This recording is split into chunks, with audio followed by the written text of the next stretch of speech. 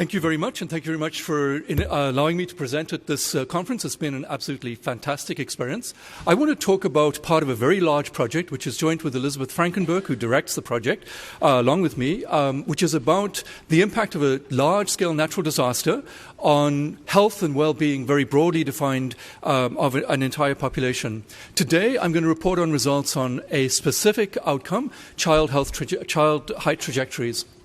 So the natural disaster we'll talk about is a 2004 Indian Ocean earthquake and tsunami. The earthquake occurred on December 26, 2004.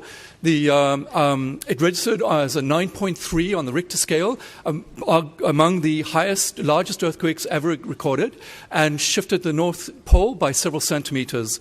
The effect of the tsunami was felt right across the Indian Ocean, but the impact was greatest on Aceh, Indonesia, which is on the northern tip of the island of Sumatra in Indonesia, and 5% of the population of the entire province was killed by the tsunami. 15% of the population was displaced, and there was widespread destruction. However, there were also some people who were largely protected because, of course, if you were in a promontory that was not directly affected, or if you were higher up, then you were protected and arguably not necessarily as negatively impacted, in some cases positively affected. Importantly, this tsunami, which was so devastating, was followed by a very large reconstruction program. Initially, the government and NGOs tried to get food and shelter to the people. But after a couple of years, there was a rebuilding and so-called building back better, which has been shown to have been extremely successful. And I want to examine what happened after this, what was the impact of this large-scale unanticipated shock, immediately or in the short term on child height, and then afterwards as they went through the subsequent reconstruction. And I'm going to focus on those children who were in utero at the time of the tsunami in order to pick out the impacts of that exposure. The data we're going to use are called the Study for the Tsunami Aftermath and Recovery, and it's data that we collected. The baseline survey was actually conducted 10 months before the tsunami on a large population representative sample of about 27,000 people who were living along the coastal Kabupaten of Aceh and North Sumatra. We did follow-ups of all the survivors and annually followed them up for 5 years, and those are the data that I will speak to today. We followed them again after 10 years, and we're currently doing some more work with funding from Wellcome Trust to look at metabolic dysregulation. We have interviewed, at least once, 98% of the survivors of the tsunami, even though many of them scattered all over not only Aceh but other parts of Indonesia. We work with the most incredible collaborators, the Survey Meter in Indonesia.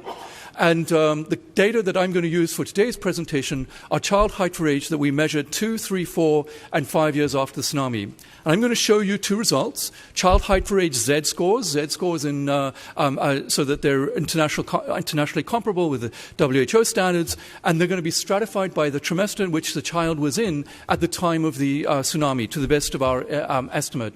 So there are three bars there.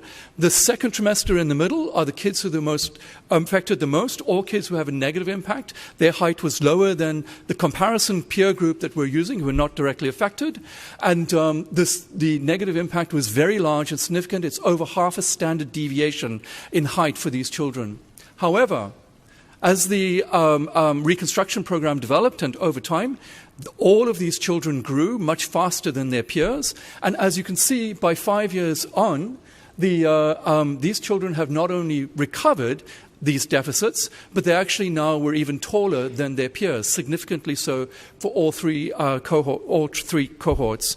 And so these deficits have not only been made up, but these children have grown up to almost a standard deviation in height faster than the children who were not exposed to the tsunami. Not everybody benefited from the reconstruction equally, and I've shown you here with the purple and grey slides. These are children who were are exposed to very high levels of maternal stress, and they did not did not grow. So to conclude, in utero exposures did have a negative impact, but these negative impacts are not long-lasting, and they probably reflect both environmental and stress impacts.